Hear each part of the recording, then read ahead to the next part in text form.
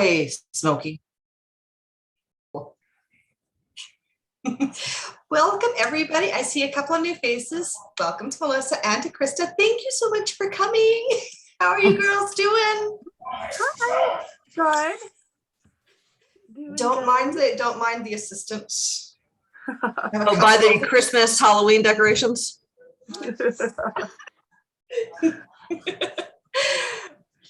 Awesome. I am so glad to see you. Please don't tip anything over there. What are you staring at? Oh, the other cat that's outside. I hope. Maybe. Alrighty, so tonight's roundtable discussion is going to be on finding your reader base, finding who your prime reader is going to be. Now, some of us have already started that process and kind of have an idea of who our readers are. This is just kind of going to be a generalized one. I will be posting a PDF for everybody as well. I just haven't had a chance to put my notes into it yet. So please bear with me here. And I hope the cat doesn't destroy my office. She's a bit finicky. One of the things that we are really important, and I'm just kind of going to derail myself here for a second because I have a little bit of a,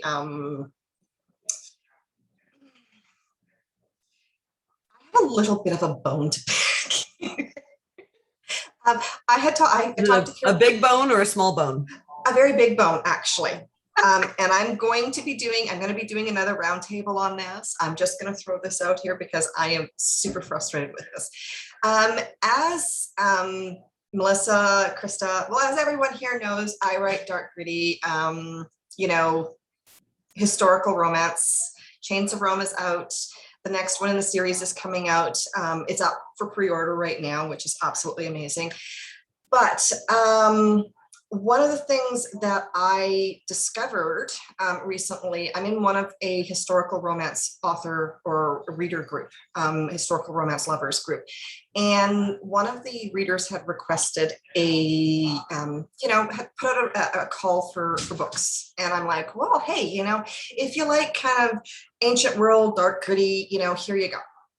This is my series, check it out.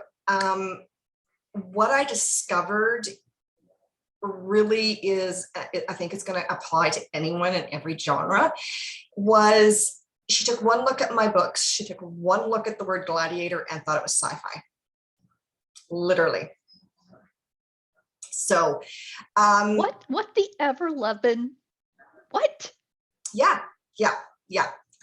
So if you go to Amazon and you do a quick Google search or a quick search on Amazon for gladiator romances, I guarantee you the first few pages are going to be sci-fi.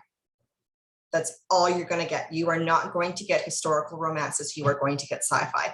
So what I'm thinking, and I kind of wanted to get some feedback from you ladies. I'm going to do a roundtable that I'm going to open to the group to talk about how not to bury other authors in different genres by using specific keywords that don't really apply to you. Because that is a huge keyword for ancient Roman romances, is gladiators, anything to do with gladiators, ancient Rome, anything like that. Those are some of the strongest keywords. But if you go to Amazon and you do a search, guess what you find? Sci-fi romance. When I did Anchors Con, I had Ricardo Fiat. He's the CEO of Readsy.com. I actually had him come and do a platform analysis for me. And he even said, yeah, there is nothing that's coming up. He was flabbergasted because he couldn't figure out why that my historical would be buried under sci-fi. So I'm just throwing that out there. That is going to be a topic. So if you have questions, if you have anything that you would like to contribute to that particular roundtable, please let me know, because it's going to be an in-depth one, because I am feeling like there is an entire genre that is getting buried because of specific keywords that are being used, which I do not, I mean, I'm not blaming the other authors at all. It's a strong keyword, great, but let's use it for what it was intended for first before we use it for something that it doesn't really apply. But now, on with the show, we'll get off my soapbox. Okay, so when you are talking about your prime reader, we're talking very specific. I'm not talking about a demographic that says, oh, well, it's, a white middle-aged woman between the ages of 55 and 67 who has, 7 hours a week of spare time. I'm actually talking about narrowing it down to very specific points in regards to what that person is like, what are their likes, how do they spend their money, how much extra money do they have, how much disposable income do they have, how much disposable time do they have, how much time do they have on their weekly expenditure for time. So when you're looking at creating an ideal reader persona, there are some consequences for skipping the steps for doing this. I'm just going to kind of go over those really quickly. So basically what happens when you don't know who your readers are, you're wasting time, you're wasting money because you're throwing ideas, ads at the wall, hoping that they will stick, but they don't really stick because you're going too broad with what you're trying to do. You're wasting your energy that is incredibly valuable, and you're also watering down your marketing, which again, doesn't streamline it enough to actually connect you with that reader and to get you to the point where you're seeing consistent sales. It's also very frustrating because you're not going to see any growth in your email marketing and your email list. You're not going to see any additional sales, and you're actually going to find that you're ranking and that kind of falls off the way because you're not seeing those sales. So if you want to find the right audiences for your book, you need to know who you're looking for. This means that you're going to look for your minimal viable audience.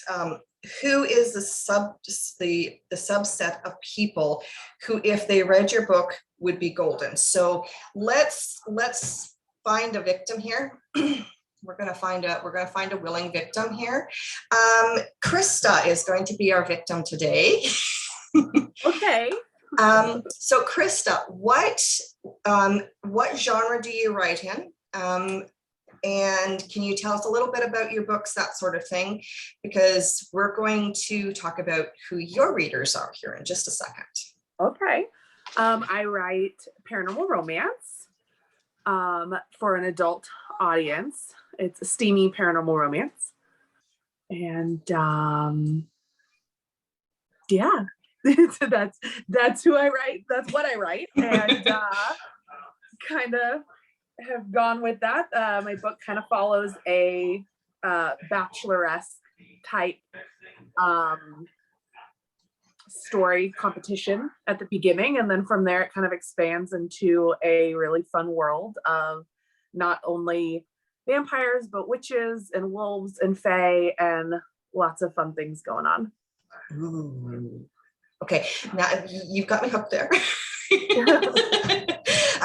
That's awesome. So now you had mentioned your audience is of course adult.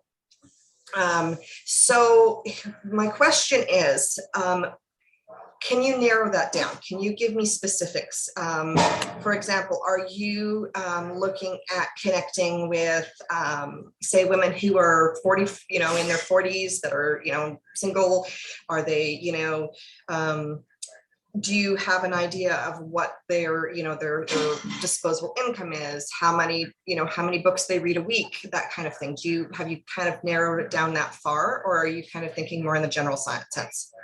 I think overall I've been thinking a lot more general. I think I know my readers tend to fall between 35 and 60 from what I've seen, just kind of from the analysis that I've done. I haven't done anything super in-depth, couldn't tell you much about their income or anything like that. The majority of them are voracious readers. They are reading, you know, a couple books a week at the very least, on the minimum side.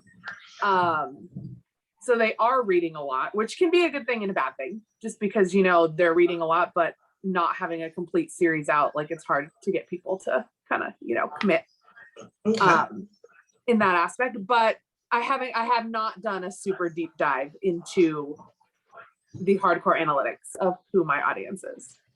Okay, well, that's what we're going to do. We're going to start covering that tonight. That's what we're doing here tonight, is kind of doing that deep dive. And so one of the questions that you kind of already answered was, you know, when you're thinking about it, is who are you writing for? You know, you have your genre. What is your story type? What type of experience the reader is going for. For example, does it kind of fall into an action or a crime, which are both external, or do you want something that, you know, that is more internal, like your world redemptions, your love stories, those sorts of things? Having an idea of that is really important, because it's a key to understanding how your reader engages. And so when you have that kind of idea, so for example, Krista, I'm going to give you I'm going to use myself as an example here, unless I have another willing victim who's willing to pretend to be a paranormal romance fan that would be happy to give us some insight here. No, no takers, no. Look, you get it, Patricia. I want to see what you do. Awesome. Okay, so I'm looking for a hot, steamy, you know, paranormal romance that's got lots of action and it's got lots of romance and it's fast paced.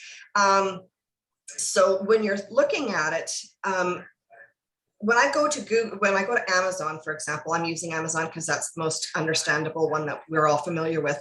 I'm going to look at titles that are similar. So I'm going to be looking at titles that fall within that genre. So what is going to differentiate Krista's book from, say, another author? And we're going to throw Carolyn under the bus and say Carolyn also writes to me paranormal romances. So what's the difference between the two books? So when we're talking about that, one of the things, of course, is, you know, your cover, which has to be genre specific, your blurb. Those are all things that we use to sell, but what is the experience itself? What experience am I going to expect from Krista's book that might be different from Carolyn's book? So to find this out, I'm going to take, okay, Carolyn, I'm going to start reading the reviews on Krista's books, and I'm going to read the reviews on Carolyn's book, and I'm going to read the reviews on Melissa's book. So I'm literally going to take and I'm going to research and I'm going to read the reviews, and I'm going to see, because the reviews are what's going to tell me what the experience is going to be. Reviews are a beast that we're not going to cover tonight, but I'm going to use those as an example for a tool. So you can use the reviews to actually find out what sort of experience a reader is going to get. So Krista's book, I can know what I can expect because I started reading one of her books already. It's on my Kindle. I'm going to continue. I have to finish reading. I have so many books to read, but I already know exactly what the experience that I'm going to get from Krista's book. I already know because I've read her work and I know what I'm going to get from Carolyn's. But as a new reader to Krista, I might not understand that. So how, knowing what my key points are is really important. So there's different ways to go about it. You also can go, of course, I'm going to look at comparable titles and I'm going to look at reviews. I'm also going to talk to other readers. I'm going to talk to other readers and I'm going to say, hey, you left a review on this book. What did you like about it? What was the experience for with you? Now, you don't necessarily have to be a review-based reader, as Laura is. But from the author, when you flip it around and you look at it from the author standpoint, reviews are incredibly valuable because it also gives you as a author a glimpse into the experience that you can expect from that particular person's book. So if, say, I'm not knocking you, Krista. I love your work. Don't get me wrong here. So if I go to Krista's page, for example, and all I see is, reviews that say it's kind of slow paced and the characters aren't three-dimensional and it's kind of, it was okay. I'm not going to get that experience. I'm not going to understand that the experience that I'm going to get might be different by reading the book. I'm going to kind of go, well, maybe it's not for me. So, that's kind of one of the things that you kind of want to keep in mind as an author, not just a reader, but as an author, because you need to understand how your reader is going to think.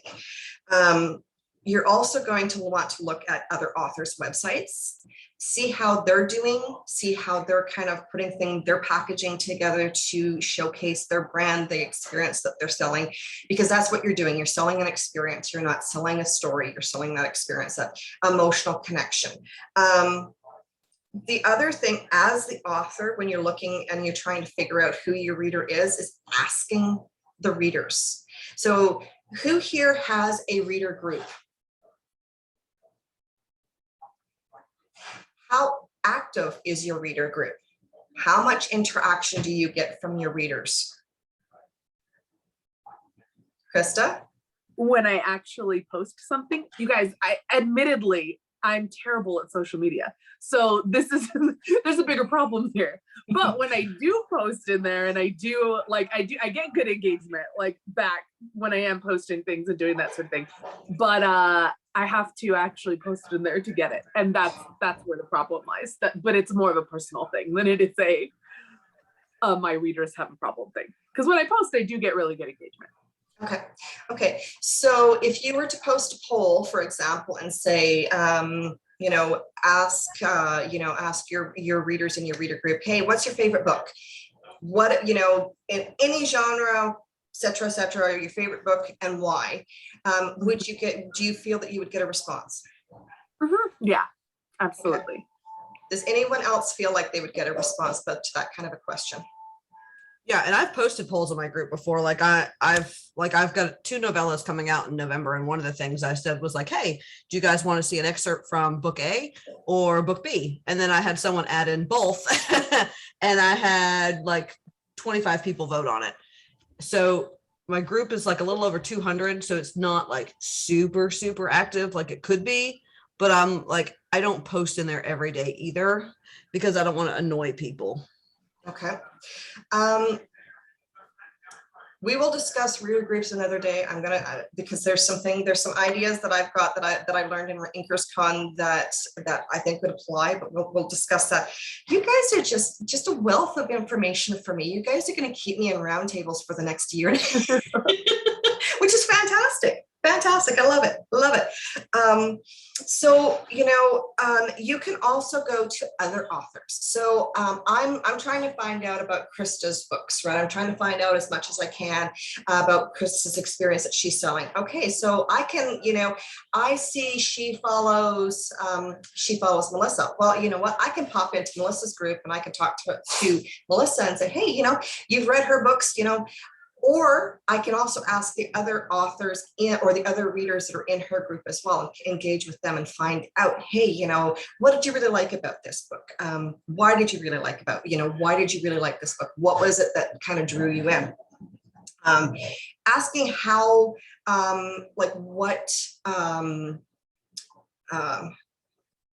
what helps a reader decide which books to read is also important because it gives you a glimpse into how they're thinking. That's the thing is you're not just trying to find the surface information. You're trying to go deeper. You're trying to do the psychology of discovering what makes them tick and what makes them hit that buy button. That's what really is the important part of it.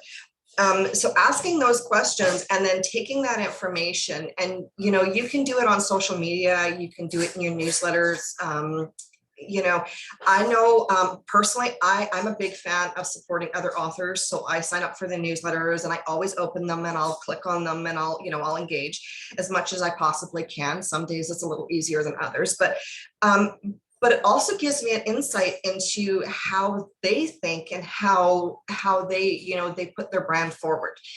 So I kind of get an idea of what the experience is that they're selling. And I know I keep saying experience instead of story because that's exactly what you're trying to do. You need to focus on the whole experience rather than story, because that's what you want the reader to keep coming back and have that emotional connection to that experience. Asking other questions like, where do you spend most of your time online? Do you have, do they spend it on Facebook? Do they spend it on Instagram? Do they spend it on YouTube? Do they, are they subscribers to Radish and that's where they spend all of their time reading? These are also, these are all important factors that you can kind of pull into finding out as much as possible about them and the author. So all of these questions go both ways. So if I'm sitting here and I'm having a conversation and I'm new to finding out about sports romances, right? I can say, hey, Melissa, I'm new to the genre.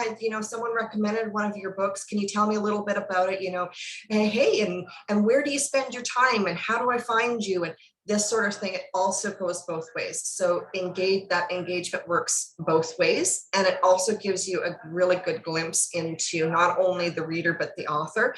So from a reader standpoint, you can ask these questions too. Podcasts are one of those up and coming things that are more and more and more of them are coming out. More and more of them are giving exposure. Asking what podcasts a reader listens to will give you a good idea as well of what their genre is, what their idea for, what they're trying to learn as well, whether they're a nonfiction or a fiction reader, whether they like, thrillers, in their romances, or there's something else that sorry.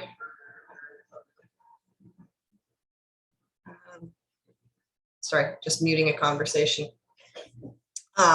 So those are kind of questions that you want to kind of ask. And then once you've got all of this information put together, then it's time to put it all together and write it up.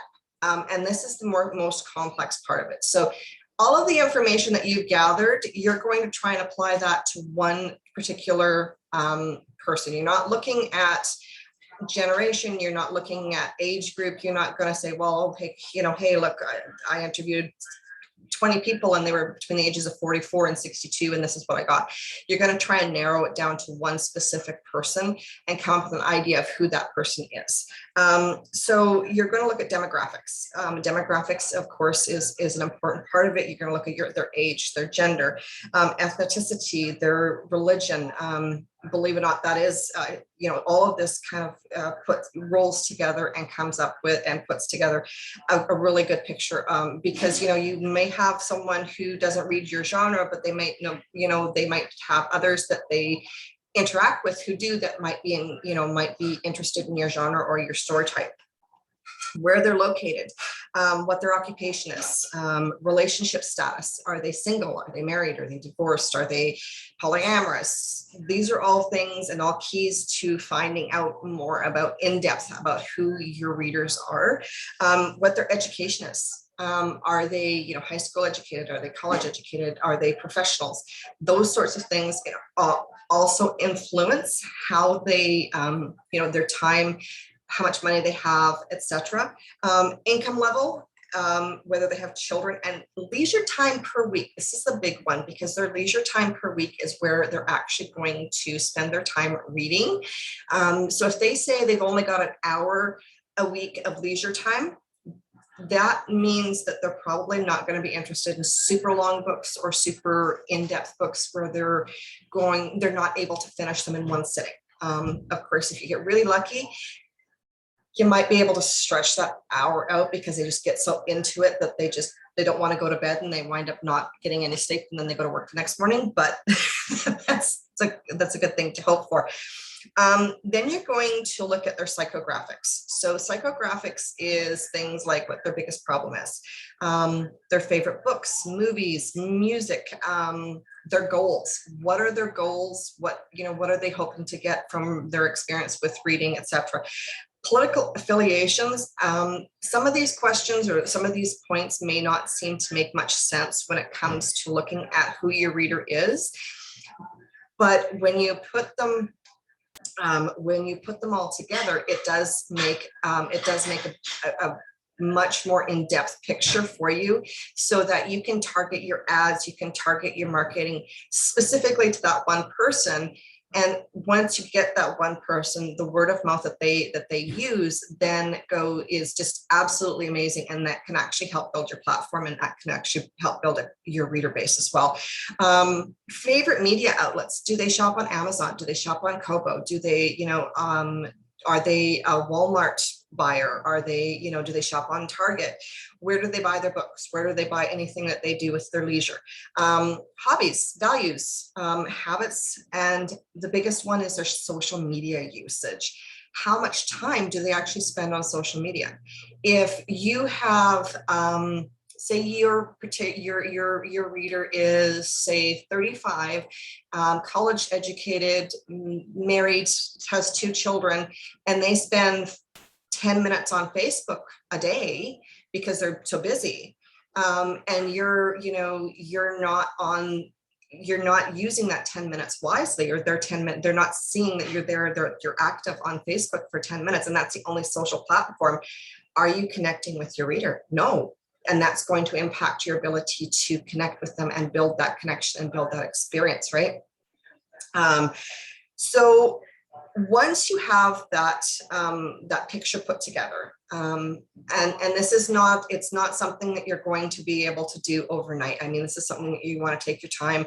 I'm still working on this myself, and I've been trying to do these steps since July. Like InkersCon ended, and this is I'm still trying to work on through this. So be prepared for it to take a bit, but then once you have that persona figured out, and that your prime reader is 35, they're married, they've got kids, they're college educated, they're professional, they've got 3 hours a week of leisure time, they their disposable income is $150 a week, then you can kind of use that persona to design your reader magnets for that persona. So if you know that, then that's what you're going to put your reader magnet together through. That's what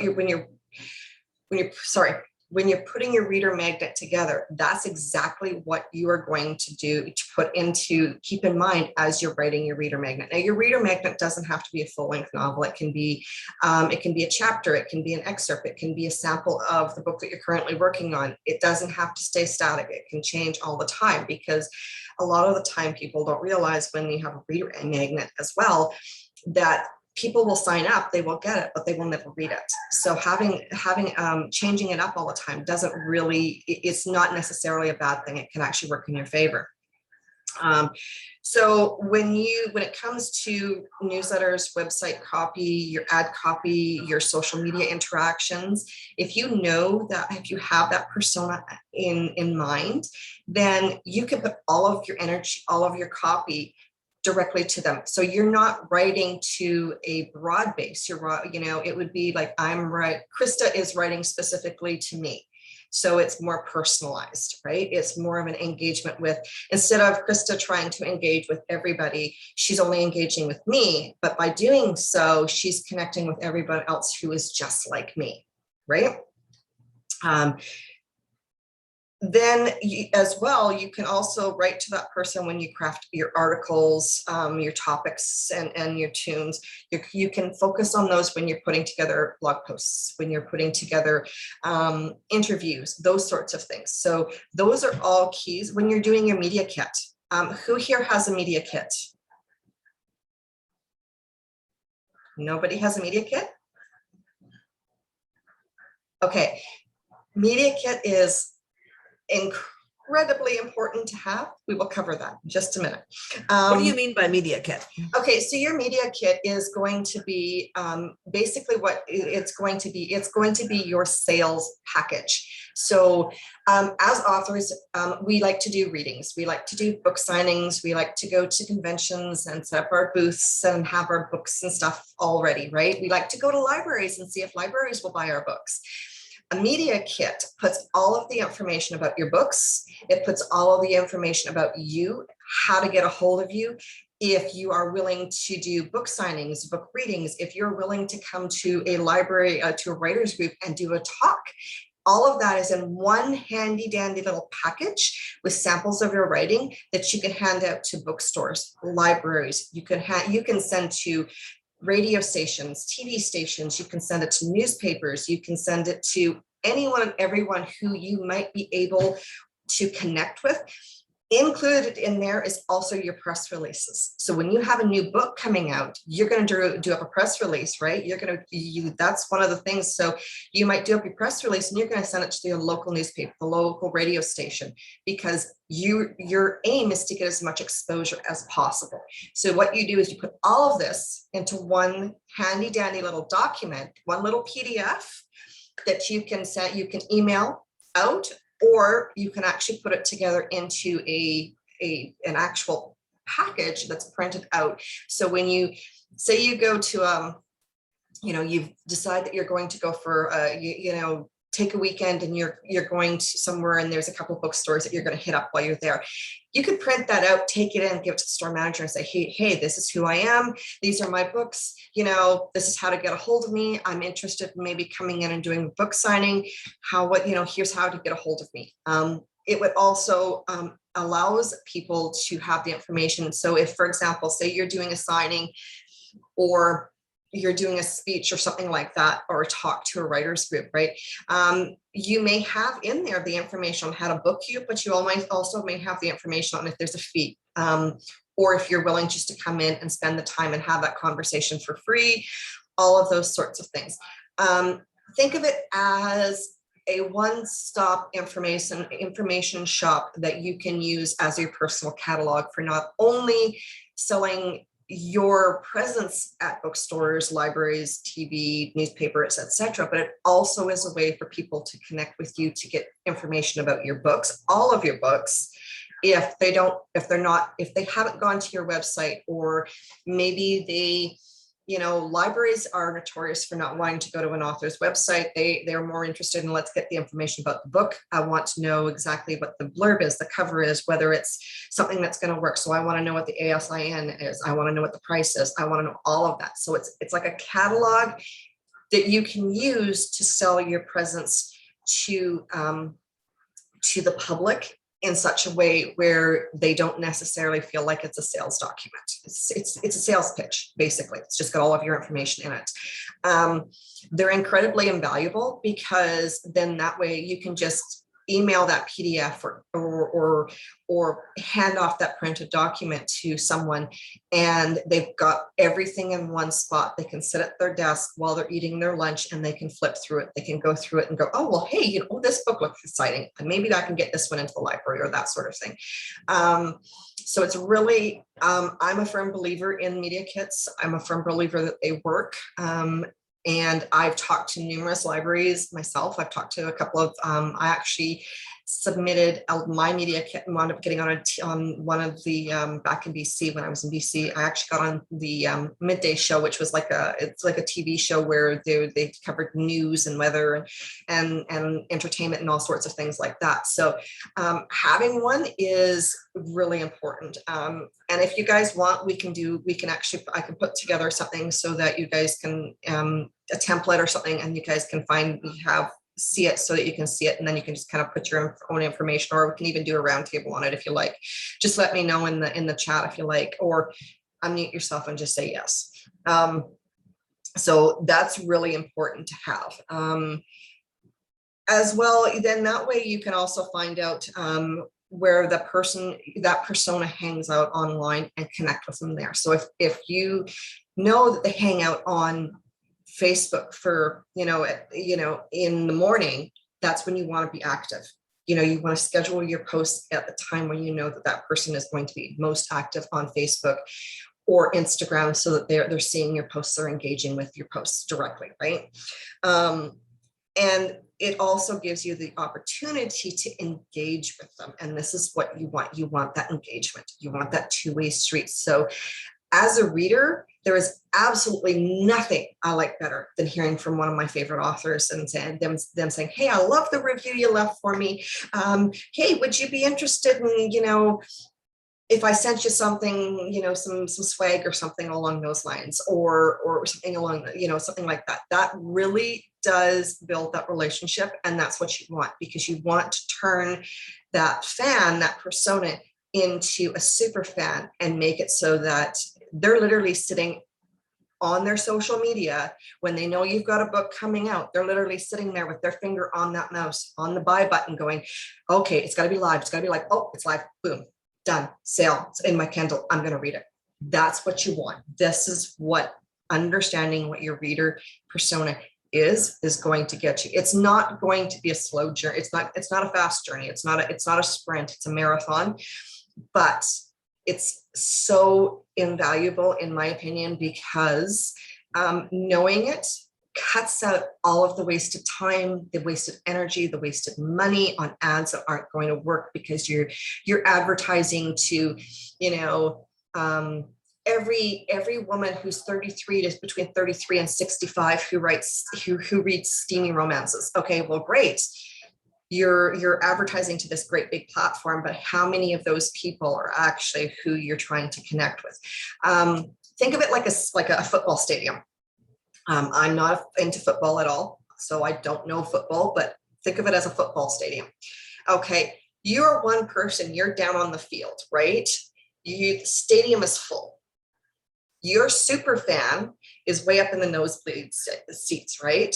You're way down here on the field and they're way up in the nosebleed seats, like top row. Okay, and you're screaming for them to hear you and they can't hear you. Are they really going to notice that you're standing there, that little speck of you on the field? Are they going to notice that you're sitting there screaming? Or are they just going to be sitting there having a beer and a hot dog talking to the guy that's sitting right next to them? So what you want to do is you want to flip it around so that your super fan is not up in the nosebleed seats anymore. Now he's down on the field with you and you're standing there having that conversation. Once that happens, then that super fan is going to bring more people in, because they're going to say, they're going to go to work tomorrow. They're going to read Krista's book and tonight they're going to binge it. They're going to finish it. They're going to go to work tomorrow and they're going to go, hey, hey, you gotta read this book. You gotta read this book. Oh my God, it was so fantastic. I couldn't put it down. The bags are real. The bags are totally real. They're, that's what you want. You want to turn them into that super fan, and knowing who they are, knowing exactly what their persona is, gives you the tools to do that. Okay. And if for example, what kind of podcasts they listen to, you can also reach out to those podcasters and say, hey, do you have space? Could I come onto your show? There's an ample opportunity for you to actually connect with your reader, because now you're on their favorite podcast. You're talking to them in their language, and it really does connect. It does help with that connection as well. So, and I feel like I have kind of given you so much information. Does anyone have any questions, comments, anything that they would like to discuss? Let's open the floor and we'll have and discuss. I see overwhelmed faces. Everything. It seems like that's an awful lot of hoops to jump through just to find part of your target audience. So it is quite overwhelming. It is quite overwhelming. But here's the thing is, it's a lot of this information is already available to you. Literally, you can literally go and find this information without ever talking to a single solitary person. Honest to God. So Carolyn, you love steamy paranormal romances. Okay. So if you hop into I'm gonna buy Krista's books Yeah, so you go over, you hop into Krista's book, into Krista's reader group, for example, right? Now you just go, scroll through, see who's in the group, see who's interacting, click on them, look at their profiles, study their profile. What the information that's in there is invaluable, and if that will give you most of the information that you're going to need. You don't need to spend a lot of time. Literally, you can find most of this, just by going and looking at reviews on the books, seeing who's reviewing the books, who's leaving the 5-star reviews, 4-star reviews, who's Oh, in the see, no, groups. no. I don't write what she wow. She got hers down pat. She got the action. Just I'm totally different with my style is totally different. No, but if I want steamy, I'm going to her. Well, yeah, but that's what I'm saying is find my new target audience. A lot of them like to hide, and so their groups are private. So I don't know how to get in those groups. So your reader persona is going to be vastly different than Krista's reader's persona, right? So your reader persona is going to be, light and fluffy with a little bit of angst and a little bit of, something, and so because your style is so well, and the web novel style is vastly different than book style. Yes, it is. So where do readers of web novels hang out? Where do they go to get their fix, right? Yes, yeah. So knowing knowing your reader, understanding your reader. And Carolyn, you have this. This is not something that you need to really do the deep dive on, because you already kind of have an idea of exactly who your readers are. You have an idea of what style they love. You do awesome.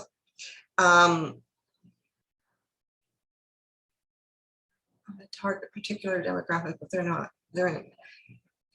Well, Vella is not open internationally, but are there other platforms that you can use that are similar to Vella that are open internationally?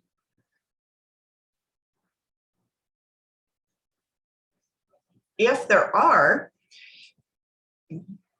yes, there's lots of pros and cons to it. It's something that, like I say, it's not a sprint, it's a marathon. But and you may not want to answer all of the questions. You may not want to figure out, the political affiliations and all those sorts of things. You may not want to do that deep of a dive. But the more information you have, the more likely you are to find where they're hiding. And your stuff, Carolyn, honestly is kind of, honestly, I can't really guide you there, because for me, you're a one-click author anyways, and you have been for a while. Actually, most of I've got 3 of my one-click authors with me tonight, but that's besides the point. So understanding what is your mindset, what is your goals with this, so if you want to connect with your reader base and you already kind of have an idea of who they are, what they like, right, and where they are, so the demographics, who they are, you kind of have that grasp. It's just going to be finding exactly where they are. Now, if you're talking Vella style, Vella isn't open internationally, so where are other places that you might be able to find them that would enable you no nappy yet, no, to find them. And that's where you're going. That's your aim is going to be. This is not going to be something that you're going to fix overnight, or you're going to find overnight. But there are options out there. Do Vella stories, and I can't access Vella. I am Canadian, so I can't access Vella at all. I went to read one of Carolyn's stories the other day, and it literally kicked me out. They're like, yeah, no, you can't see this. No, no, no, no. You're not, unless you've moved. No, you can't see it. So do Vela stories have ASINs? Carolyn? No nappy till you answer question. Because if you have an ASIN, you can post about them on Goodreads and use the Goodreads platform to connect with your readers. Who here took Alessandra's webinar the other day on Goodreads? I've got it in my email, the recording. I haven't gotten a chance to look at it yet. It's on my list though. Okay. Absolutely fantastic, chock full of lots of new information about Goodreads. If you've taken her older one, this one it's like boom. It's like it's the next level. So Amazon assigns a new ASIN to every single episode that you post, correct, Carolyn? Yeah, Zon assigns every individual episode, all 62. Let me Okay. tell you, it's a royal pain. Promo Republic saves my butt, because then I don't have to go to all the different places, but go to Promo Republic and just one post with one link per episode and schedule them out to hit Pinterest, Instagram, and FaceFart. Okay. The reason I'm asking about ASINs is because you have, and I know, Carolyn, you're kind of trying to work your way through this with Goodreads. Goodreads is absolutely, literally one of the top social media platforms that you can get on. If you're an author, you need to be on there. I firmly believe this, even without Alessandra's webinars, I firmly believe this, because Goodreads, even though it's owned by Amazon, is all readers. It's not author friendly, it's reader friendly. It is strictly for readers to connect with you, to connect with your book. So if you have the webinar, watch it. I don't know if she sent out the checklists to anyone who missed the webinar, but if you watched it or were there and had to leave early, she probably sent you the bonus. Amazing information in there, totally worth it. It's a great platform to connect with your reader persona, with the person who is going to be your reader. And guess what? Your reader could be another author. There's nothing to say that it isn't. I read voraciously. Literally, I do. I read probably 4 books a week, honestly. Who here reads as well as writes? Everybody, right? So we all read. We all write. I read what I don't write. I read what I write, but I also read what I don't write. I don't write. I don't write light contemporary. I don't. Melissa's books. I love Melissa's books. But would it be something that I would write? No, because it's not my jam. It's not my thing. I want the blood and the guts and the gore, and I want the guys getting bashed in, and then they can solve the mystery. So, that's the other part of it too, is understanding is you're not just looking for a reader. You may find that your reader persona is another author. Carolyn, your struggle is a little bit more intricate, simply because you do the serials, and the style that you're using is not necessarily North American friendly, but it does not mean that you can't find your reader base, that you can't connect with them. It's just simply, yes, I did. I totally did.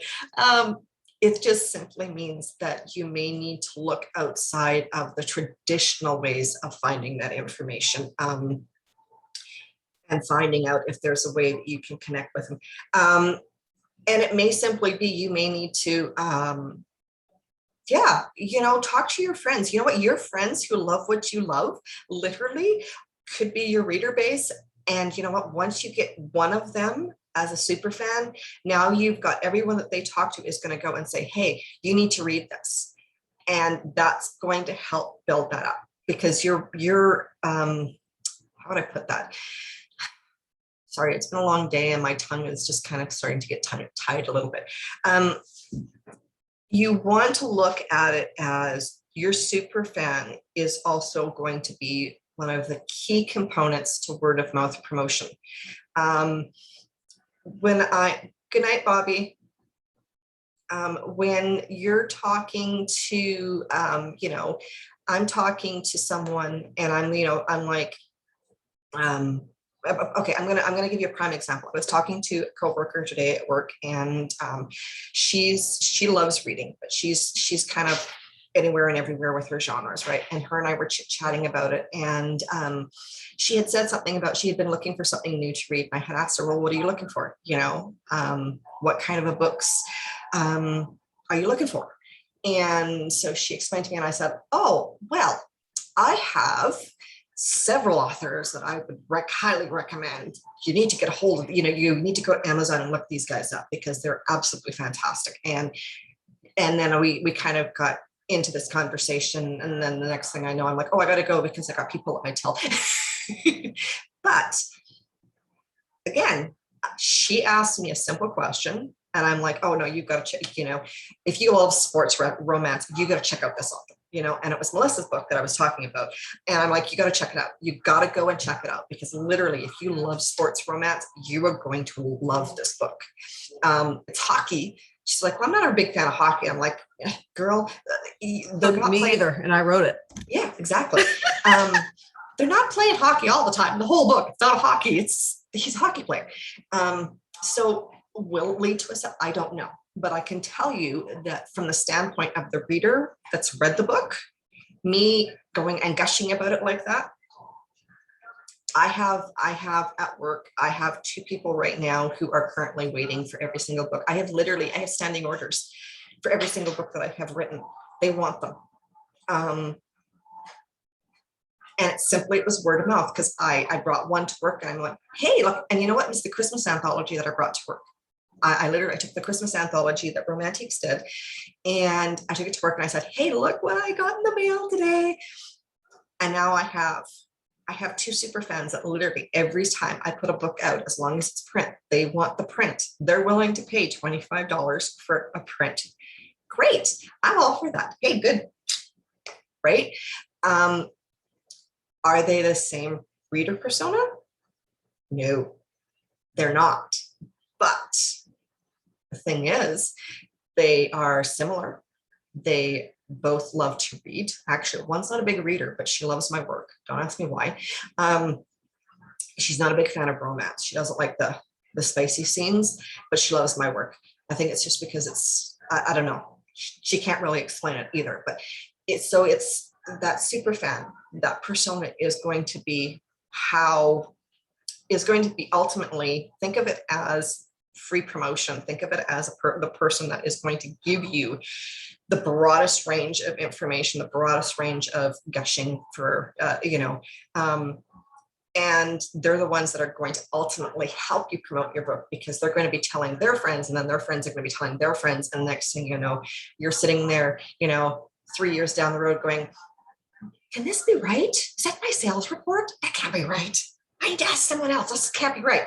Because now all of a sudden, you're making $5,000 in a month from sales, because, you've got people that are buying every single book, that they're like, I gotta have this book. I gotta have, it doesn't even matter.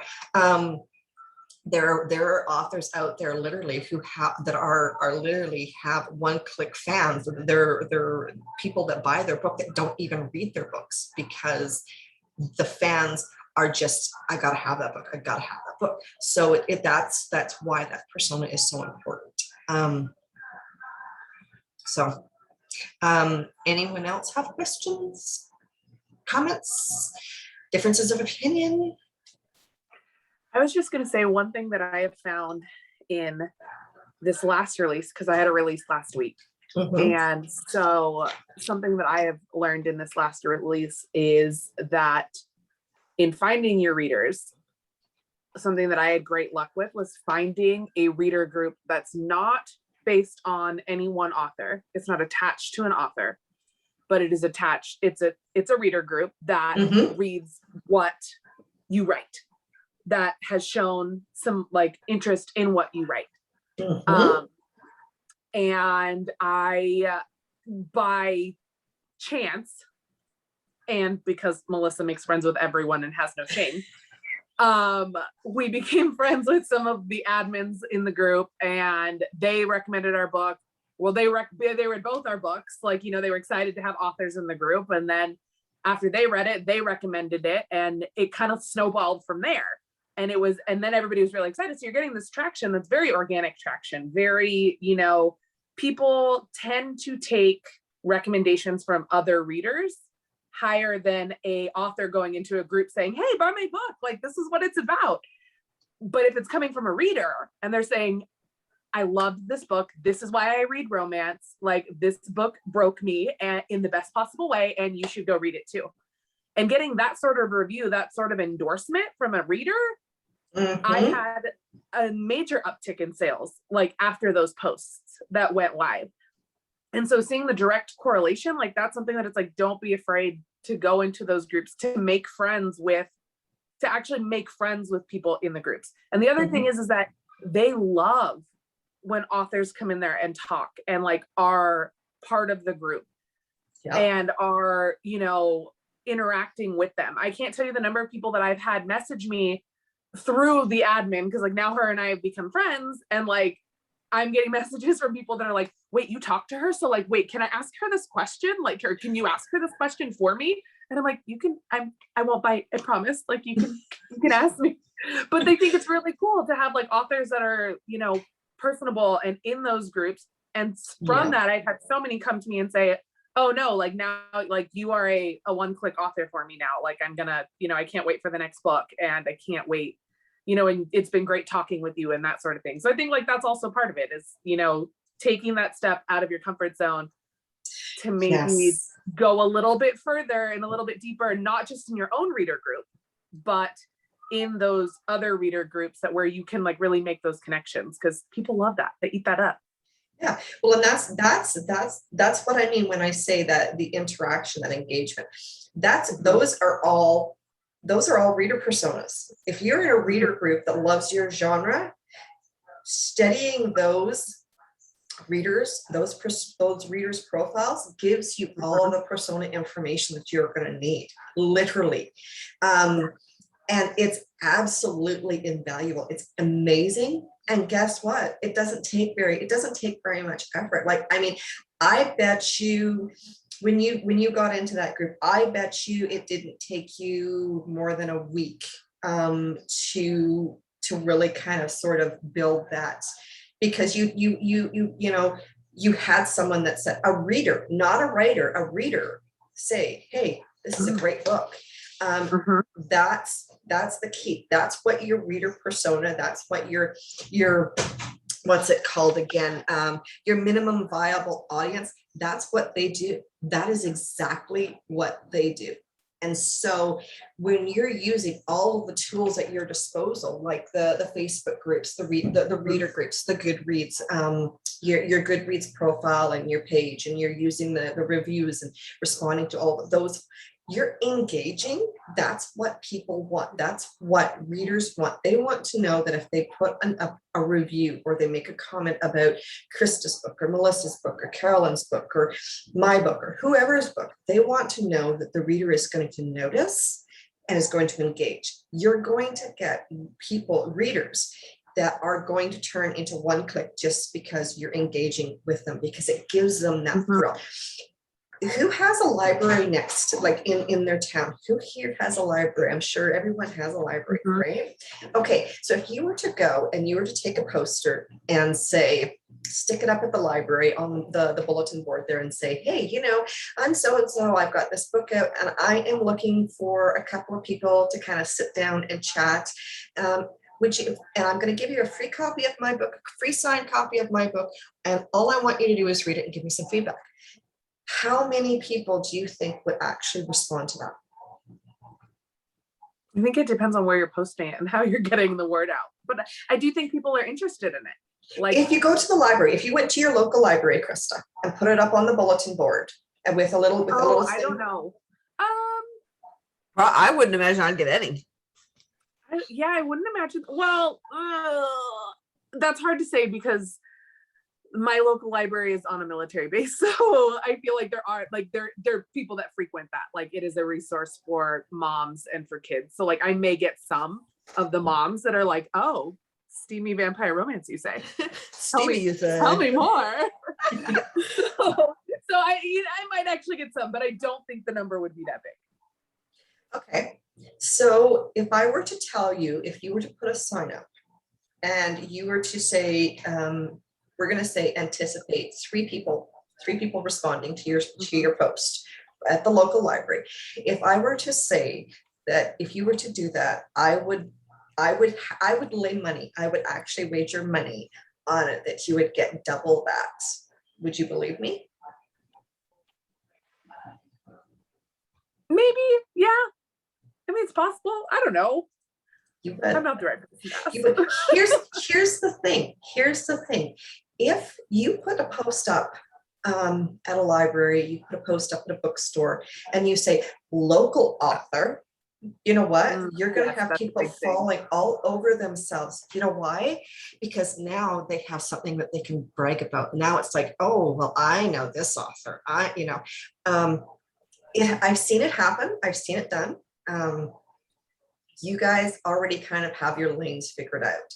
You're not like some who are bouncing around. And that's one of the things that you definitely don't want to do. You guys have your lanes kind of figured out so already. important. If you want any traction. Yeah, is knowing those lanes and knowing who your reader is for those lanes. Now, that isn't to say that, you get established and you can't expand and you can't write something else in a different genre or different whatever. But it's really important when you're looking at it in such a way that you really focus on that interaction and that engagement.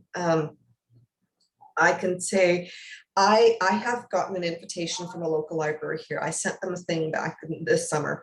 I got an invitation actually to come in and do a presentation. We're talking an in-depth 2-hour presentation that takes them from concept to published. This was the plan that I had submitted. I got an invitation recently from them. They want me to come in and do it. And then I was talking to the lady at the library and she says, oh, by the way, we have a book club. Would you be interested in coming to it? Okay, you do realize I write dark historical romance, right? Oh, that's okay. It's a group of ladies, they're brutal in their feedback, but hey, they might enjoy it. What? So it's really important you don't put the blinders on when you're looking at for reader personas as well. Because you never know who that persona is going to be. And you never know, you could find that who you think your readers are is not who they are. I did a Facebook ad run earlier this year. I think it was May or June. Actually, I think it was May, because I was trying to promote Chains of Rome. I remember that. So that would have been April or May, and I did a Facebook ad. And I went into this with the idea, oh, well, I'm looking for middle-aged women. I'm looking for, that are, housewives. I was wrong, like massively wrong. Facebook had a glitch. They shut my ad down after 2 days. And I got 176 hits on that ad. Out of that 176 hits, which of course went to the website and they checked out the book, whatever. 80% of those were men between the ages of 45 and 55. Interesting. Which, yeah, but I honestly, I'm like, oh no, it's going to be women. It's going to be, because it's romance and it's going to be, but I completely ignored a complete demographic because I didn't think that would be what I would get. But what I found when I did that, 80% of my clicks was men that were 45 to 55 years old. Did your sales actually go up? Did it convert too while the ad was going on? It did. I sold a few copies in a couple of days. I did see some sales, which was absolutely fantastic. But then, like I say, Facebook glitched on me and they couldn't figure out why it didn't work. But yeah, so it's kind of you don't want to close yourself off to any potential demographic or reader base, and reader groups that are not connected to a specific author that if you can get into. Like, honestly, I didn't have a clue. I had no clue. I mean, I had done the research when I did InkersCon and I had looked for covers for gladiator romances. And I knew that Amazon was saying that most, you type in gladiator and is sci-fi, but I didn't realize that authors were equating that without even checking out the blurb. She didn't even check out the blurb. Literally, all she did was see the covers and see that one was called Gladiator's Promise, and instantly she's like, yeah, I don't read sci-fi. I don't like anything with sci-fi. And I'm like, so it's really, yeah, you're like historical. Yeah. So it's really important to yeah, that's annoying. It's really important not to look to put the blinders on it, to be narrow in how you look at it. And you guys' experience in the reader group, that's absolutely fantastic. Go through and check out every single one of those people in that group, because guess what? That's your reader base. That's who's going to be there.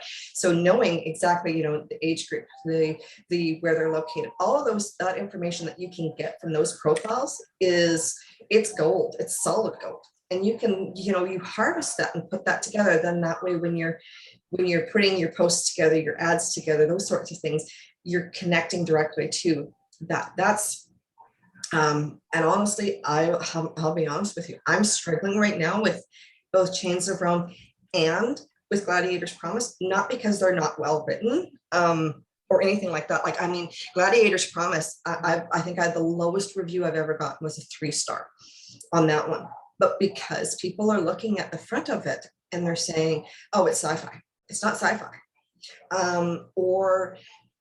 And I know that there's other authors that are writing in the same genre as I am. They're seeing the same thing. They're not seeing sales because people are looking at it and they're going, oh, no, it's sci-fi, because people are using keywords that are not specific to sci-fi, but are specific to another genre.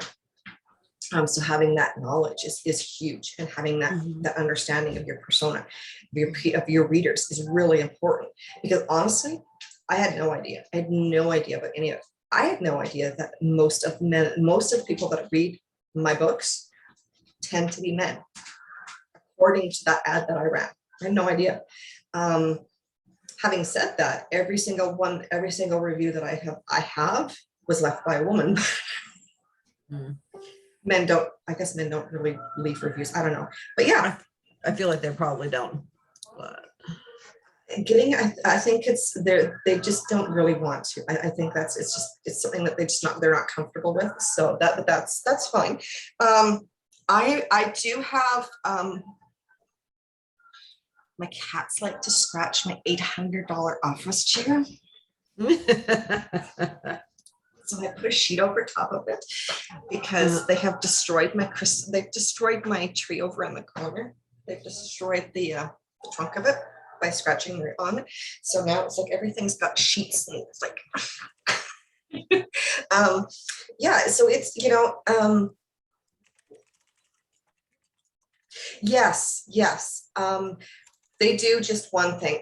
And honestly, if you want the review, that's what you're going to have to ask for, is that review in your back matter. Alessandra said something about back matter and making sure that you include the Goodreads. Ask for reviews on Goodreads. You can use Goodreads to leave a review on your own book. You don't get penalized for it, which is really weird, really, really weird, but okay. But yeah. Yeah. So I always do that at the end of my book. I'm like, hey, thanks for sticking around, like kind of thing. Like if you loved it, please leave a review, even if it's just one line, and I provide a link. Yeah. So I always do that. Yeah. Yeah. Which And is I think awesome. that helps. It does, because now they just have to click on it. Have you ladies seen the new QR codes for the back of books? Mm-mm. Okay, so Amazon has a new thing out. Actually, Kindlepreneur has a new thing out where you can actually put a QR code in the back of your ebooks that will link directly to your book, either on Amazon, Goodreads, whatever. You actually control where the link goes.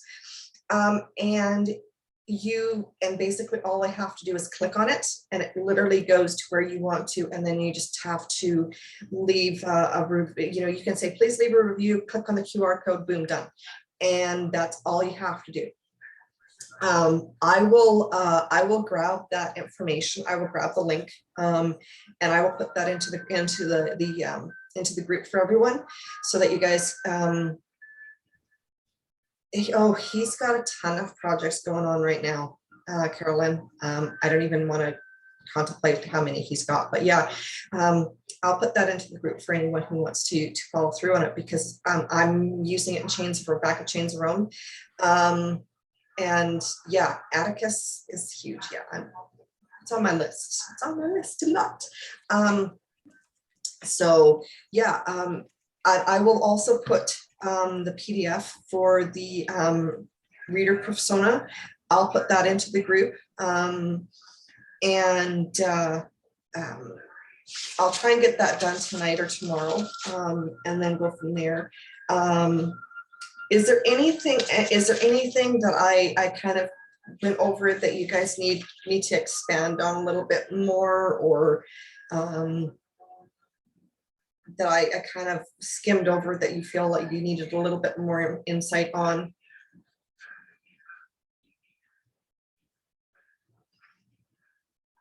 No? I think so. Okay. Are you in some historical like reader groups, like multi-author groups and just general groups and stuff? Yeah, I am. I feel like you almost need like a wing person to like get you in and recommend you in those groups, you know? Yeah, well, that's I'm good. I have to figure out, because at this point I feel like the use of I could totally use a wingman. To do the Yeah, because it makes recommendations. more of a difference, I think, when someone else recommends you versus you recommending yourself. Like, oh, hey, I got this book. If anyone likes it, you know? Yeah, exactly. It packs less of a punch. Yeah, it does. So I definitely I would be game for that. I also want to I'm trying to figure out how I can broach the subject without offending the sci-fi writers out there about it, because honestly, I know I am not the only romance writer that is writing in ancient Rome and about gladiators that are seeing their books getting buried. I can think of two right off the top of my head, besides myself, that are seeing the exact same thing, where people aren't buying and nobody can figure out why. And then it was like light bulb moment when she said, I don't like sci-fi. And I'm like, yeah, that's gonna hurt. That really hurts when you look at that. Because gladiator romance, you're right. The first page is very mixed. Mm-hmm. Yeah. With there's sci-fi, historical, and those are the top. Yeah. And they've even got Roman stuff mixed in with medieval, which it's not. There's one right now. I was looking at it the other day, and I'm like, what? And it's Centurion and the Highlander. It's ancient Rome, which is like centurions, and Highlanders. Okay, well, that was two totally different time frames. So I don't know if it's a time travel romance or not, but I definitely remember seeing it. But yeah, I'm not sure. Yes, we can talk sci-fi for a moment, Carolyn.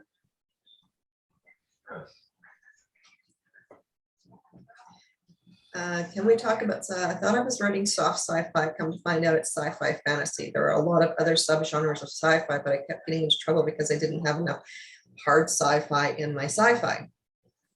Like technology stuff.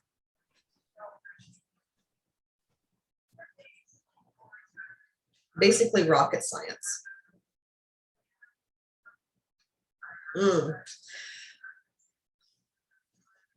Battles in space.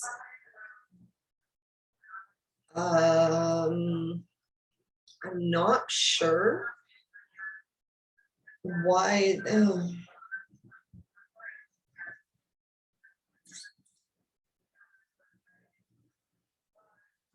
Okay, so here's my question for you, Carolyn.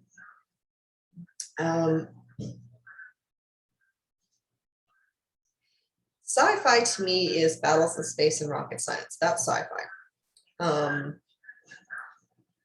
So I'm wondering what it like. Are you too far into the fantasy side rather than the sci-fi side? Is that what the problem is? When I had started out trying to figure out where my story fit instead of finding my lane, because I did not know about finding my lane until this year. I joined a particular sci-fi group in the hopes of finding mentors, people who could guide me and answer my questions. And one of them read a snippet.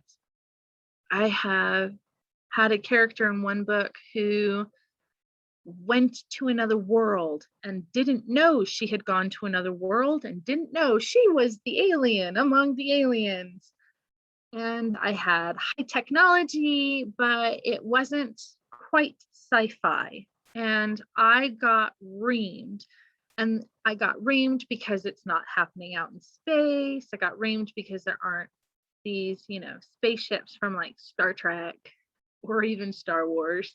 I got reamed because I didn't use a lot of hardcore science. But my thought was that was for hard sci-fi, not normal sci-fi. And the more I'm learning, and keep in mind, I still don't know a lot. The more I'm learning, the more muddled it is to me. What people were calling soft sci-fi, because I was horrible with genres. Someone read my book and said, this is soft sci-fi. This present day, no, it's science fiction fantasy for sure. And yes, there is some biogenetic stuff going on and some really cool, stuff thrown in there. But so it's just, for me, science fiction is kind of a struggle. I recently found out, I don't know her last name, Patricia. She's someone you follow on, because I'm horrible with names, follow on YouTube. Her name is Clarissa. She's the one that I learned last month that she's just like me. She's a speculative fiction author and a genre bender. That's where I learned genre bender from. And I love her books. And I love how she's all over the place, just like I am. So I still feel muddled in the science fiction realm because as a genre bender, I write in 2 or more genres mashed up. As you've seen from my work, from my crime novels to my kinky erotica to my sweet romance. I'm all over the place.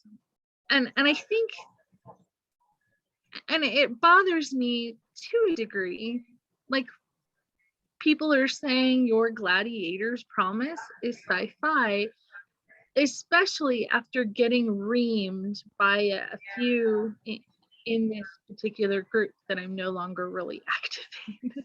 I only go there to talk with actual rocket scientists to get certain particulars correct. Mhm. You know, my planet is this big. What's the rotation? How fast is, you know, how long can my days be? How long can my weeks be? Things like that. So and like warp drive and wormholes and all that awesome, amazing stuff. Yeah. So this is adds in another muddled factors, because there are certain sci-fis with gladiators, but it doesn't make them, it's so different from what you do. So how do we define, because you brought up earlier about, you know, people shouldn't use keywords that don't really describe. How do we mark lines and define where those lines need to be? Because as a genre bender, I don't know how to list a lot of my work in my backlog, because, you know, this has some historical area from feudal times from Korea, or, you know, or this one has from Japan, and this one, but it also has aliens from another planet. And, you know, so I bring in all these things, and it's just, it's very muddled. So then when do you know what is the base genre of it when you have 3 base genres working together? I think that's a really, really, really good question. I don't know the answer to, honestly. For me, you know, the categories that are available, oftentimes you would think that they would differentiate, but again, you know, I think it's honestly, I think there's a bit of a gray area or a haze when it comes to correctly labeling what we write. And it's not just the historical. I see it, you know, I see it with paranormal, you know, I see it with supernatural, which apparently are 2 similar genres, but are completely separate. I see it with fantasy. So I think what it is that there's a, you know, not necessarily a clarity to the difference between a genre and the tropes or that sort of thing. And I have actually talked to someone, and they were talking about how they were writing in a genre, and it was small town romance. Okay, well, that's great, small town romance, but is it contemporary? Is it paranormal? Is it sci-fi? Is it, you know, what is the genre? But they're saying, no, small town romance, that's my genre. Well, it's not your genre, that's the trope that you're writing in, but that's okay. So I think that there is a lack of clarity, honestly, when it comes to understanding and knowing what your genre is, and then what the subgenres and the tropes are within that genre. And I think that's where the confusion is coming in, because I write paranormal too, and I use medieval periods. It's all swords and magic, and, you know, you got dragons and you got vampires and demons and myths and all that sort of thing, and it's feudals and it's clans and that sort of thing. So I think that's the biggest thing is that there's that muddying or that haze when it comes to truly understanding the difference between the genre, the subgenre, and the tropes that are being written in it. And I think what part of the problem may be too is that when it comes to keywords, people are looking for keywords that are going to connect with their book, that are strong, and they're looking for the strongest keywords. It doesn't necessarily mean that it applies to their book. It just means it's a super strong keyword so that they're going to use it because they want to get the rating, they want to get up there, that ranking, that sort of thing, and be easy to find. So I think that's part of the problem. And I think we need to have that clarity to be able to really understand. Certain genres are super easy, like paranormal, like steamy paranormal. If it's got shifters, if it's got vampires, if it's got dragons, well, no, not dragons, but like, you know, demons, that sort of thing. Those are really easy to define because those are obviously paranormal. But when you throw in dragons, when you throw in fae, now you're into the fantasies. You're into fantasy realm because those are more magic based as opposed to the other.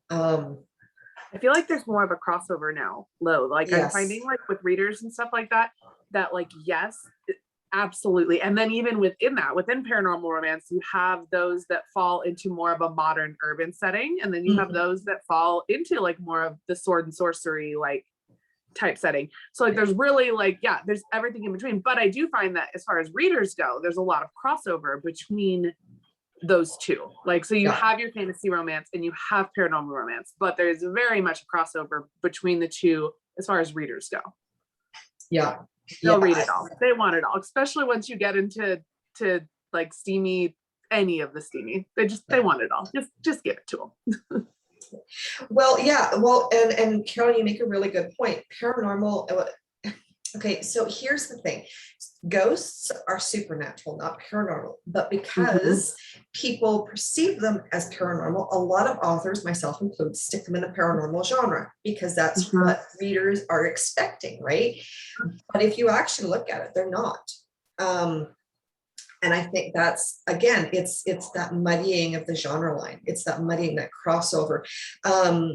You know, as a contemporary author, we've got like the one that's out right now, A Haunted Passion. That's a menage. They're like that's a super steamy menage. You know, the thing is there's two ghosts and one living guy. So it really, there's a whole different element there. But where do you put it? Where do you, how do you fit it in? And I think not knowing the nuances of genres and not knowing the nuances of the subgenres and not knowing the level of crossover too, I think all of those play into it. And unfortunately, the reality is sometimes when you do that crossover, things get muddied to the point where, you've got a genre that is seemingly unrelated, that it's crossing over and literally pushing the other genre out of the picture because it's such a super hot genre right now. And I understand that, but it's very frustrating. So I'm not sure how to fix it though. That's the problem. So I think the key on that is so with every genre you do, right? With every genre you're in, you have to figure out like reader expectations, genre expectations, reader expectations. And I think when you end up getting multiple genres and you're putting them together and you're trying to do like something that's, bigger and more unique and that kind of stuff, it's harder, right? Yeah. Because let's say you have 3 or 4 different markets that you're catering to. So that's 3 or 4 different sets of expectations that you have to have. And it's kind of impossible when you have like so many sets of expectations and they're all different because some will contradict each other. Some may not go along with each other. So sometimes I think genres don't necessarily go together within that respect because you can't always get the expectations to mesh. Yeah. And when you can't get the expectations to mesh and you can't really get in these genre norms, well, then it's hard to market. So you end up with something that you can't really find a reader base because you don't know how to market it because you can't really say like it's solidly sci-fi or it's solidly this or it's solidly that because your expectations are a little bit everywhere because you've got a lot of different things going on. And that's where it's hard. So I don't know, like, I'm not sure what to do in that situation or what the correct answer is, but I almost think I think the question comes down to, do you want to write for you or do you want to write to sell books to an audience? And I think that's the question that determines where you go from there. Yeah. Because if you want to write to sell books to an audience and to build a writing career, then you pick a specific genre, you pick your expectations and you write toward the reader genre and the reader expectations. Yeah. And that's how you sell your book and that's how you market. If you're writing it for yourself and you want to put it out there, great. That's okay too. But you're going to market it differently. You're going to have different expectations. And maybe you're not going to have like these specific targets that you go after like you would when you're marketing to readers. Yeah. Yeah. And I almost think that's the big difference. I think so. And the thing is that you can write what you want to write and still write to market. You can. Yes. I mean, you can do what you want to do as long as you are meeting the expectations of the reader, and knowing what those expectations are is absolute key. Because if you don't, you're just Again, you're not gonna, you may not make much money off of it, right? So Yeah. like with the sports romance, I don't necessarily watch a lot of sports. I've never been into sports, but I can research it decently well, and I read it because I love the hot athletes, right? Mhm. They're alpha, they're dominating, they're muscular, like yes, like give me those, right? So like you got to have certain things in there. I did go against the norm a little bit. Like my female was a strong female. She was the boss in the first book, and you don't see that a whole lot. No. But I had the hot athlete. I had the dominant personality. I had like the teammates, and I had the sense of camaraderie. I put the sports in there, so I hit the expectations, but I still had my own spin on it. And I Mhm. still made it like my own unique thing that I wanted, but I hit those goals, right? Yeah, and I think that's it on the that's on it on the head, you know. And I recently had a conversation with a friend of mine who is struggling right now because to write, she can't write. She's, you know, and for me, you know, I'm looking at it and I finally had to tell her, well, you're the only one who can possibly decide whether you want to write or not, because I can tell you right now, if you're writing to make money, you need to know what your readers' expectations are. And her Yeah. writing is nowhere near anything, you know, she's trying to write sci-fi and it's not meeting the expectations of that genre. Having said that, you know, that's the biggest question is what is your main motivation? What is your why? If you can tell me what your why is, then, you know, and you know what, I've been doing this for 13 years. I've been published for 13 years. And I wish I knew now what I had, like I knew then what I know now, because I would be a lot farther ahead, because I was all over the place. I was writing what I wanted to write. I had, you know, it was just, I'm just going to write it. I'm going to love it. And I love it. And that's it. Yeah. But, you know, taking the moment to step back and say, okay, well, why am I doing this? And knowing that answer, is huge, because, you know, you can still write what you want to write and still write to market. You just have to make sure you understand why you're doing it and what your main motivation is. And if you can't answer that question, or, the first words out of your mouth when someone says, well, why are you writing? Well, I want to make money. Okay, well, if you want to make money, why aren't you writing to market? Yeah. Oh, well, that's creates. Well, no, you know, these are things that you need to kind of keep in mind, right? Right. So I think you hit the nail right on the head, honestly, Melissa, because if you don't know what your readers are going for, you know, then you're, you know, and you can be a gender bender and you can do it successfully. You can hit every single, you know, because there are tropes that carry over from genre to genre, you know. Yes. Fantasy, it's all magic, you know. Sci-fi, it's outer space, it's spaceships and advanced technology and those sorts of things. You can combine the two and still the two genres and be a bender and still hit those marks. It's just simply in how you do it and what your end goal is and what your mindset is. And I think that's what people get hung up on, is their mindset is, well, you know, I'm gonna write a book, I'm gonna make $1 million. Then they write the book and then they don't make any money because they didn't do their homework. And now all of a sudden they're sitting there and they're like, oh, I'm done. I don't want to do anymore. You know, and I've seen it. I have friends that have written 2 or 3 books. They've made no money and they quit.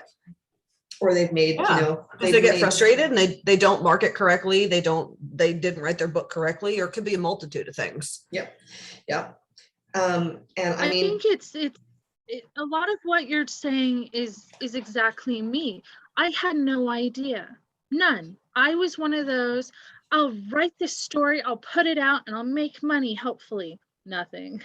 I had no clue. I had no clue about readers' expectations, finding your lane, streamlining everything, nothing. I had no clue.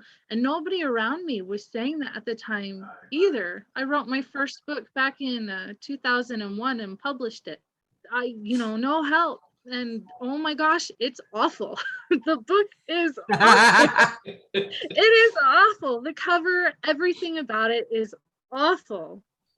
So obviously I've learned, but most of what I've learned is on the craft of writing, the craft of improving my style and learning so many aspects of it.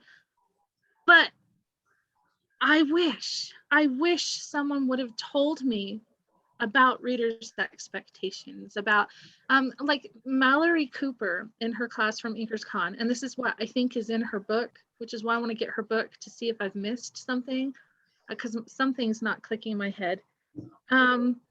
She starts, and Melissa, I love that you did this. She starts by writing out a blurb, and I've heard people say doing this before, but how Mallory goes about writing a blurb is completely different. She starts out with, you write down your character, personality traits, things that tell us about your character, and then setting, plot points, and tropes. And then you highlight everything for that genre, highlight it in yellow. And then you circle the, how did she put it? The synergistic story elements. And then everything that is yellow in those circles, that's what you put in your blurb. Everything else does not go in it. Everything else is minutia. You ignore it. And just streamlining the blurb and learning that, and learning everything you're talking about this year has really blown my own mind, that I wish I had known before, because I've greatly changed my game plan and strategies. So what I've learned is find your lane. Alessandra's free webinar, 6 secrets every author should know. She goes in there and she talks about branding your series, branding your covers, branding your stories using tropes. So then, dirty little secret, y'all get to hear. I was reading books on how to write erotica. I came up with an outline to write short stories, because what I'm seeing over and over from Alessandra's webinar and from some of the roundtables and some of the classes from Inker's Con is short stories, shorter chapters, shorter words. People, they don't have time. And according to my own observations and research, since COVID hit, attention spans, they were already shrinking, but man, did they shrink bigly so, thanks to the virus. And so writing those out, even if they're like for erotica, it's 7,500 words max, 8,000 absolute max. For regular short stories, if you keep it between 15,000, no more than 20,000, and you write them all out, 6 to 8 or 8 to 10 books, and then you do a rapid release. And then after the final book comes out, you put the first one on sale or perma-free, and you put the box set out. And then once you put that first one up there perma-free, and you start advertising that first book, box sets will sell like hotcakes. Yeah. That is what I'm seeing over and over and over. And then in Shari's, what is it, Savvy Self-Taught Graphic Designers or Designers? Designers, You have to brand your composite before you even put the typography on it. So you brand your images, you brand your covers with the typography, and then everything else I'm hearing is you brand your stories using tropes, those are your lane, and then you brand your blurbs, then you brand your ad copies. Everything is branded across the board. And I think that right there, just knowing all this and maybe even teaching people who are just coming into the writing world, hey, awesome, we have resources on improving your craft before you get started. Let's find your lane. Let's help you get started on the right foot. What do you love to read? What do you love to write? And start with those readers' expectations. Start with the genre. Start with the tropes.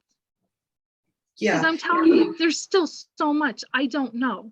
And this year has taught me I am really ignorant. There's still so much I don't know. You're not alone. You're not alone. The only problem that I see with that plan, Carolyn, and I'm going to be honest here, is you have some authors who are absolutely disgusting. They are bullies. They are ignorant. They they think that they need to drag everybody else down to make themselves their own success shine, which to me is just wet noodle time. But we'll go with it. But you know, and that's the thing is, that's one thing that I'm so so happy about with our group, is that it's a safe place. Everybody in the group can post questions, can post comments, can, you know, there is no tearing everybody down. If you tear somebody down, you get one warning, you're out. I have no time for it, honestly. So I love the idea. I love the idea. So I think that's something that we can kind of cultivate in the group. I don't know how much we can share outside of the group with that, but I love the idea, Carolyn. Guess what you get to do? I'm sorry, what? You have more time than I do. Wait, what? I'm revamping my entire game plan. I have no time. What is this thing you call time? You know what, Carolyn, too, what I might look into for you, Carolyn, is with your different genres, and you're wanting to do like multiple genres and stuff. I would wonder about looking into like a women's fiction and getting a subgenre within women's fiction, because women's fiction crosses over in a lot of different genres. And there's a big women's fiction is a huge reader group too, huge. And they don't necessarily have the same genre expectations. I don't know what they are, so I can't tell you for sure, but I wonder if that might be a good venue. Women's fiction. I have no idea what it is, but I got reamed over it. Explain to me women's fiction. Look, I don't even know. I think the story kind of focuses more on like the women's journey, like the journey of like journeys throughout the whole thing. But a lot of them are romances. A lot of them have like these different subgenres and subplots and all these different things. And it's all these combinations. I really don't read a lot of it, but I wonder if that might be a good thing for you to research, to look more into. That could be. I don't know if that would be a good idea, you know? Anything's a good idea. Thank you. Thank you. I think it's worth looking into, because I know some people that make really, really good money in women's fiction.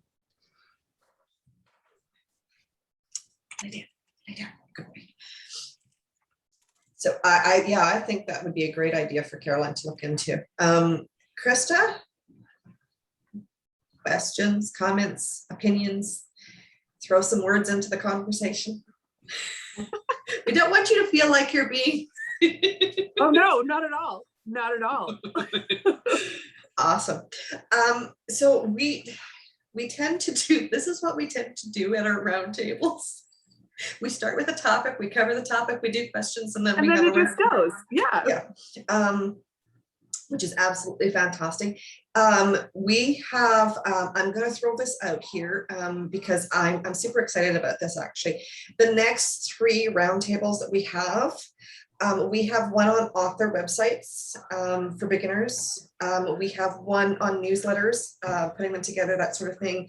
And then we also have Shari, who is going to be coming in and giving us an in-depth presentation about cover design, what to look for, how to communicate with a designer, those sorts of things. Now, I know you guys have designers already, but if you know any authors who may be interested or may have questions on any of those topics, absolutely, please feel free to send them to the group, and then they can join. Yes, that is going to be covered. Yes, he's going to cover website design in general, as well as what you would need to brand for publication sites, those sorts of things. He's going to kind of cover everything about that. He's going to give us some examples on things that are wrong on websites, how to fix them, that sort of thing. So he's kind of going to give us the lowdown on everything. And then if we don't get it all covered, then he's open to coming back in the new year, at which point we can possibly have the guests, some of the guests return. If you have topics or questions or anything that you want to have covered in a roundtable, please let me know, because I am open to suggestions. I love suggestions. I have great ideas, but you know, my ideas sometimes aren't the same as everybody else's. I know, Carolyn. So yeah, and then of course, the end of November, we are going to be doing our critiques meeting. So if you have anything that you would like to put up to get some feedback on, feel free to. It's very laid back, very, basically we sit and have a conversation, and if there's questions, then we answer them. They're not live critiques or anything like that, but some of the feedback that we get is absolutely phenomenal. And we do a little bit of a read. Melissa was with us last time, I believe. So that's kind of what we do. That's how we're going to do them.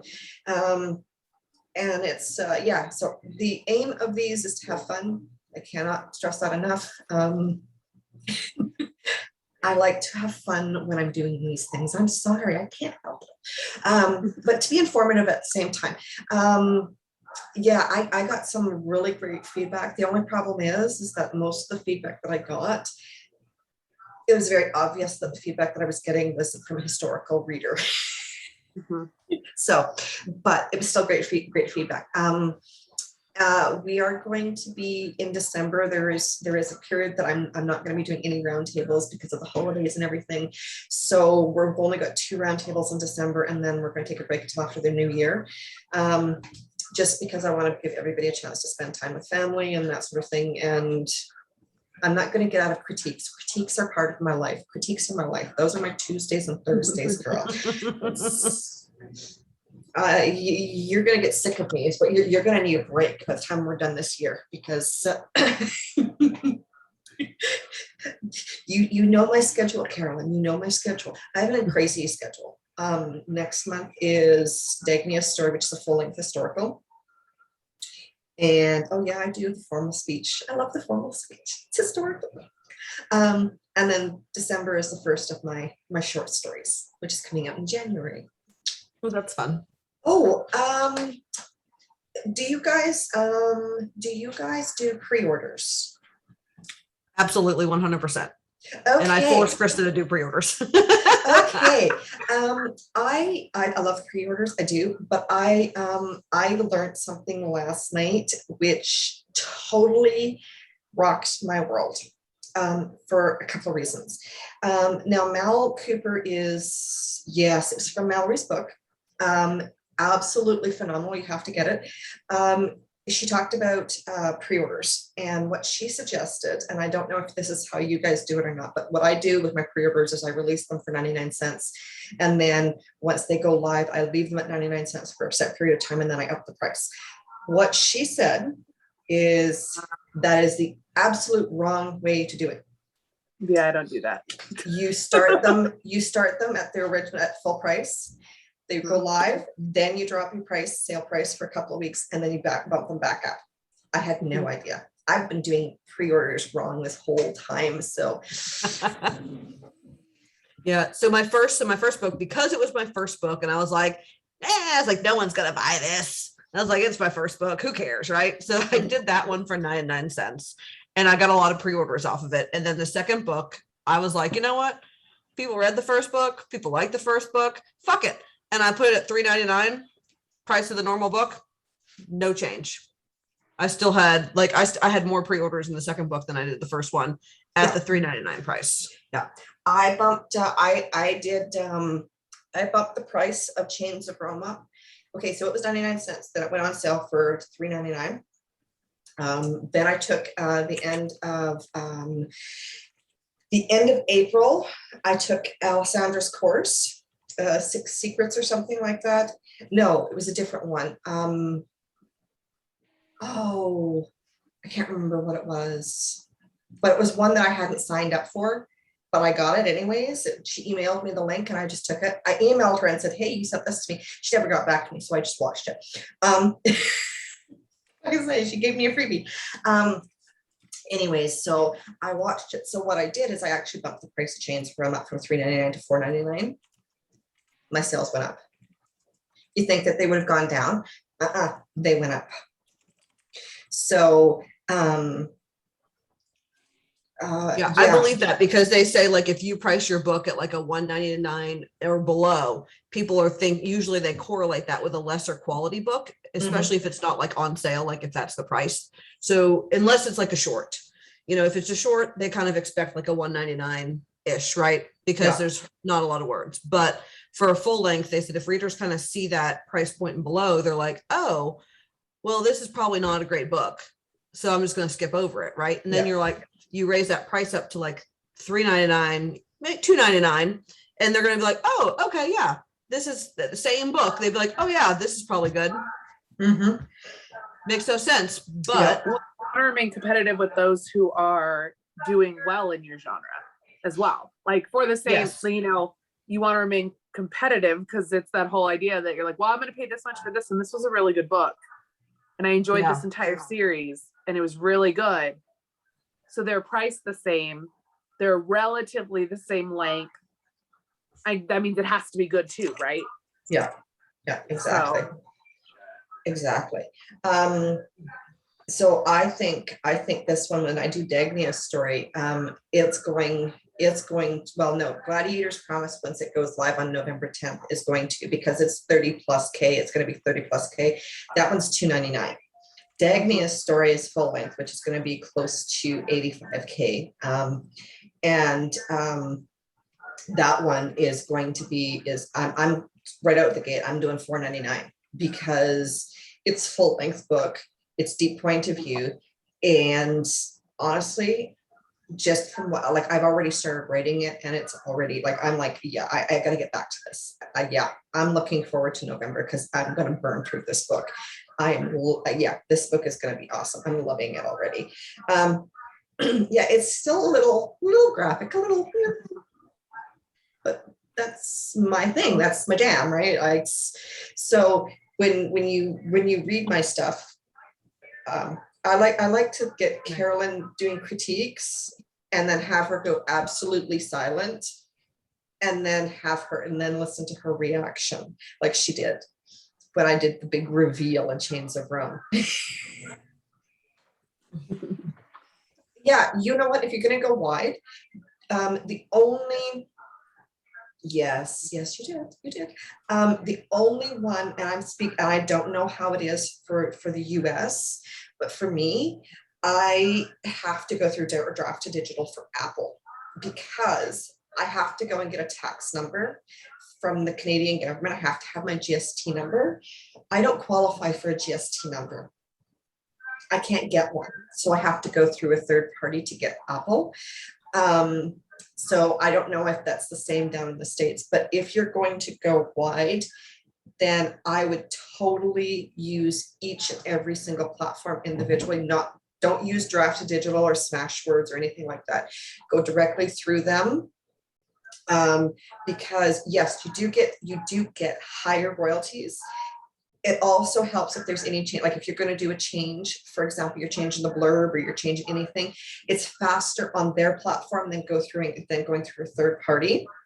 And if you go through, like for example, say you go through draft to digital or whatever, one thing that I definitely noticed, they don't have like Google Books. You can't get Google Books through draft to digital. And if you're going to do ebooks, I recognize, and I would recommend going just on the basis of the platform, because you do get more money, because you're not paying the royalties out to that platform and then to the third party and then getting what's left over.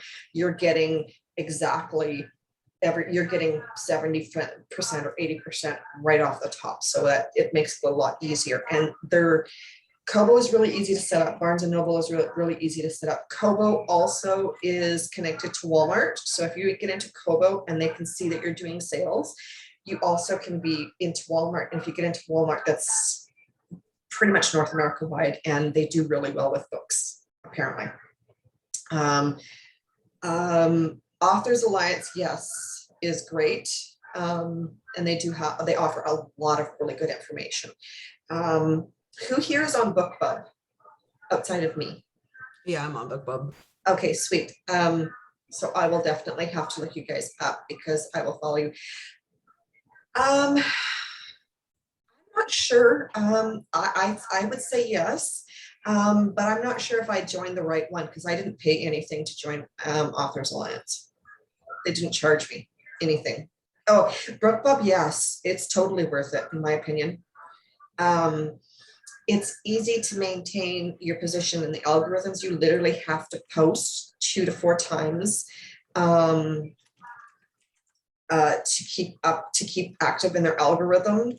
You can and literally to post is all you have to do is offer 2 recommendations, like 2 to 4 recommendations a week. That's it.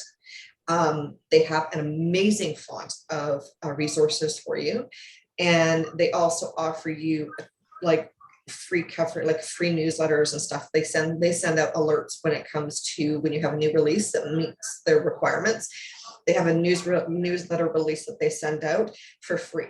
Their ads are super expensive, but the return on investment from what I'm hearing from other authors is phenomenal, absolutely phenomenal. So BookBub is worth it in my opinion. Is it better than Goodreads? I'd say it's about the same. It's just it's a completely different platform because BookBubs is not associated with Amazon in any fashion. It's completely independent. And you can have as many followers and all that lovely stuff. It's one of my go-tos other than the rest of my social media. So, all right, ladies, well, I have kept you guys almost 2 hours. Sorry. I hope no one had plans for this evening. But yeah,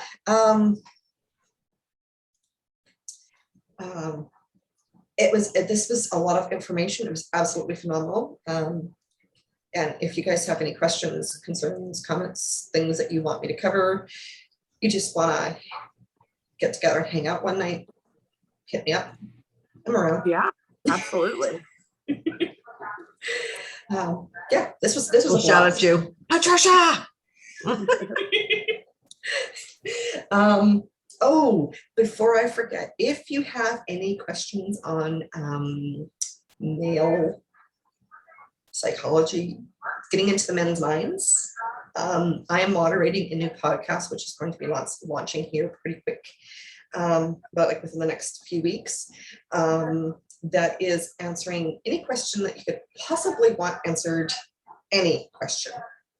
If you want, like, I mean, literally, if you want to know if, you know, a dick gets hard before it tingles and twitches. I'm gonna Yes. come up with the best questions. Yeah, I was like, this is dangerous for me. This is dangerous, and I kind of can't wait. Yeah, so we've already started production on that one. We have a sister show as well. So if you want to ask questions and have woman answer, it's kind of the sister show is more geared towards men writing women, but it's Oh God, because men are horrible at writing women. You want to hear something funny? My friend sent me a link. Celeste sent me a link the other day. She says, is this all telling or is this show? So she sent it to me and I read through it. It was very painful. I will be first to admit that. And the scene was, this guy was a slave who became king and he decided that the princess was now his prisoner and was going to be his slave. And yeah, I know I'm recording. I'm going to edit. I'm going to edit. Anyways,